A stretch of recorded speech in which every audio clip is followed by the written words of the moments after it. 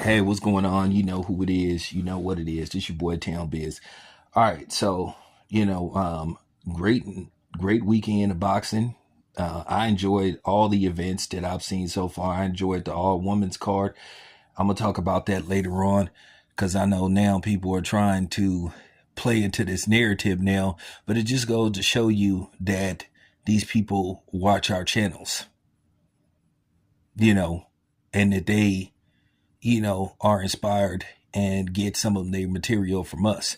But at least dudes like Stephen A. Smith admitted that he watches certain stuff on, YouTube and other people. So I'm glad they finally admitted that they get some of their material from watching other content creators, other influencers, or, people, other sports media.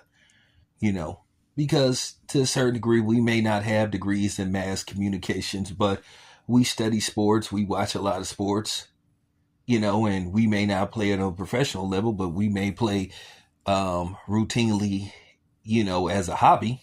So, we go to a lot of games. So, you know, um, that's basically the bottom line. But, with that being said, I want to talk some boxing. Well, not in particularly boxing. I want to talk about commentary. I just got to say this: Antonio Tarver and Jim Lampley's uh, commentary on Shakur Stevenson versus Zepeda was atrocious. Um, Chris Mannix, and I don't always agree with everything Chris Mannix says, but this particular fight, Chris Mannix had it right.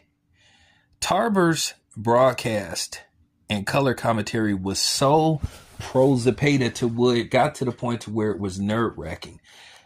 I understand that people have a job to do, but don't get to the point to where it's obvious that you're rooting for one person or possibly, the powers that be told you to call a fight and make it look more competitive than what it really was.